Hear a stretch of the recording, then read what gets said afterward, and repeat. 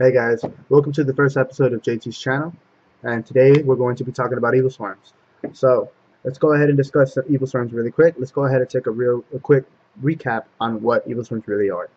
Evilswarms have like about 4 to 5 monsters. They have Evilswarm Heliotrope, which is a 1950 vanilla, Evilswarm Caster, which is a 1750 that allows you to summon twice, Evilswarm Thunderbird, which is a wind-up rabbit-like effect that anytime a card or effect is activated, you can banish it, and it will return to the field with 300 more attack points.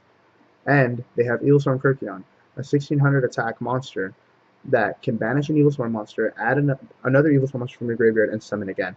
I also forgot one more, which is Evilswarm Mandagora, or I believe that is how it's pronounced, and it's a Cyber Dragon-like effect that when your opponent has more monsters on your side of the field, you can special summon him to the field. And let's move on to the X-Seeds. They have Evilswarm Ophion.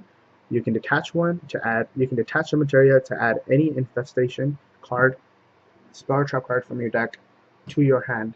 They have Evilswarm Bahamut, where it has once per turn you can detach one materia and discard one Evilswarm monster from your hand to take control of one of your opponent's monsters and take control of it. A big eye-like effect. And they have Evilswarm Ouroboros, which has all 3 effects of Trishula all in one, but you can only activate one of their effects once. So now, a lot of people have been asking me a lot about what are my thoughts on Evilswarms. Well, let's go ahead and move on to that right away. My thoughts on Evilswarm are as follows. The deck can swarm. The deck summons a lot, but the deck only has one boss monster. That one boss monster is Ophion. And sure, Ophion stops a lot of things this meta. It's supposed to beat dragons because all the dragons are level 7s. It's supposed to beat, I don't know what else it's supposed to beat. Pretty much just dragons. And it's supposed to have a good matchup against everything else just because it runs a heavy trap lineup. Now, I do want to congratulate this player. I believe his name is Tom Burleson. I have no idea if I'm pronouncing that right. I'm sorry. He won Finland Nationals with Evilswarm, beating a Constellar in second place. A Constellar in second place. Well, the deck was ran with no hand traps and ran no infestation infection. No infection. Now, infestation infection I think is an absolute must in Evilswarm due to how terrible that deck can draw. That deck can draw extremely bad, but when it draws good, it's just it goes off. There's nothing you can really do about it. Now, the reason why I haven't been playing Evilswarm yet is because I'm still waiting for one card to come out, and that card is going to come out in Judgment of Light. So let me go ahead and talk about that card right now. That card is called number 66, Master Key Beetle. For those who haven't heard what this card does, this card is exactly the finishing touch to what Ophion needs next to it.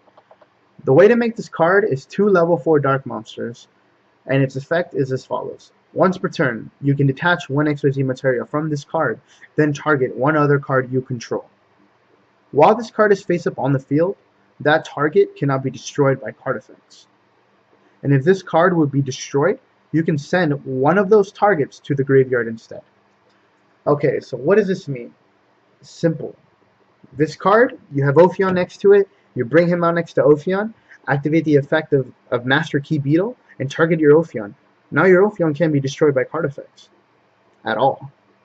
That's right, it's a walking save zone. Pretty good. Not only that, but let's say you want to keep the Master Key Beetle alive. Goodbye, Ophion. But who says you can only target monsters? You can also target spells and traps. So can you imagine having this card next to Seal of Orichalcos? Maybe if you play it after, you could do it.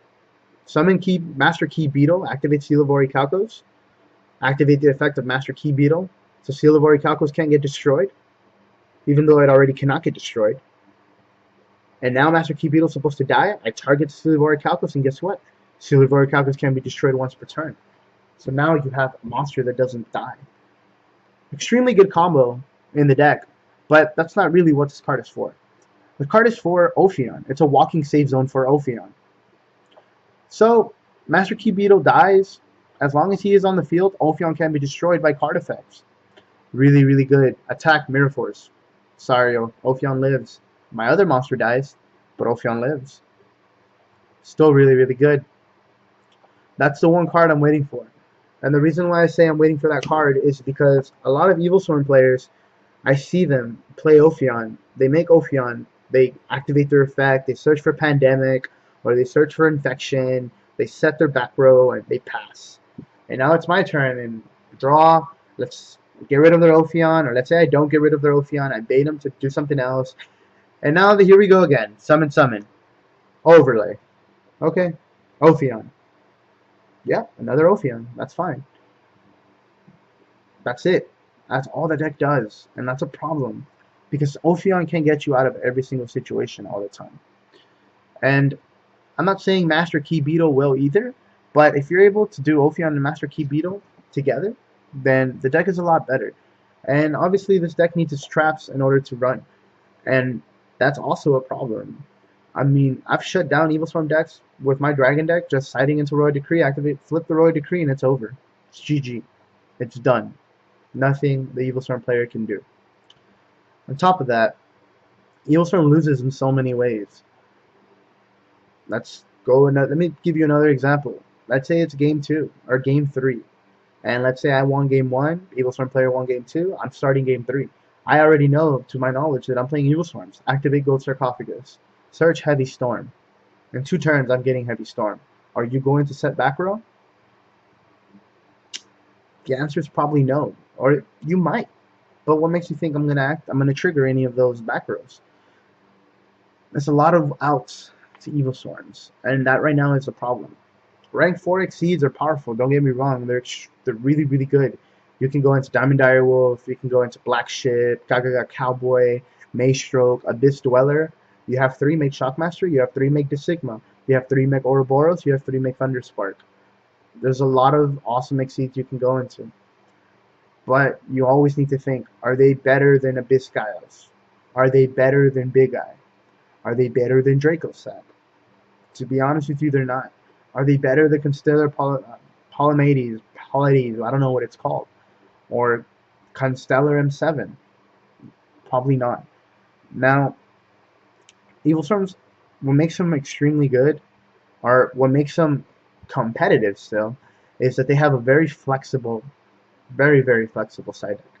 The ability to play like a Dino Rabbit and side into Macrocosmos, Dimensional Fissure, Eradicator, Vanity's Emptiness is brilliant. That's what makes this deck really, really good. And to be honest with you, this deck, I do think that it has the opportunity to be a number 1. Why people don't see a number 1? Well, it's obvious.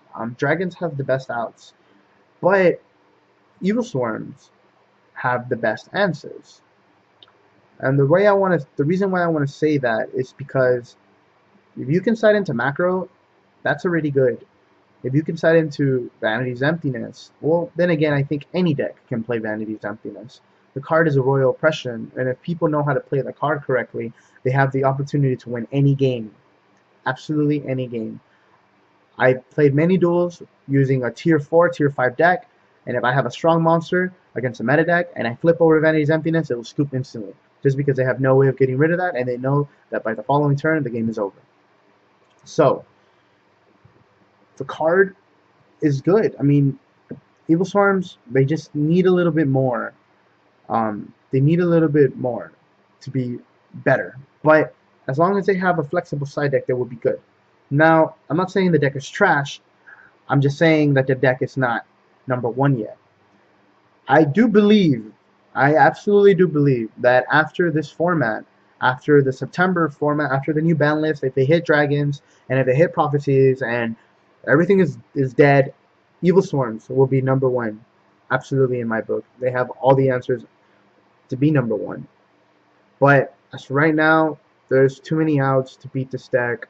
Ophion is not a big of a threat as people really think it is. I mean, the card looks so good on paper. It looks extremely good. Like, holy crap, level 5 monsters can't be special summoned. But then you have it on the field, and he got rid of it like nothing. And he still has more advantage than me. And that is a problem with this deck right now. So, those are my thoughts on Evilswarm, guys. If you would like to see more or any other deck that you would like to hear from, click the like button, subscribe, message me, follow me on Twitter at JT956. Also, feel free to check out STGL TV. They have all the King of Game updates. Also, check out Team The Valley. Boy Deuce over there doing pretty good with a bunch of Yu-Gi-Oh stuff. I made an Evilswarm thread as well. Go ahead and check it out. But I mean, if there's anything here that I missed, let me know, guys. Message me. I really want to hear back from you guys. What do you guys think about Evilswarms? What do you guys really think where Evilswarms are placed right now? Do you guys think they are number 3? Do you think they're number 2? Do you think they're number 1? Do you think they have all the tools to be number 1 deck this meta? I mean, they already won 1 Nationals, guys. Do you think they're good enough to win North American Nationals, Central American Nationals? Let me know, guys. I would love to hear from you guys. Until next time, guys, don't forget to subscribe. This is JT. I'm out.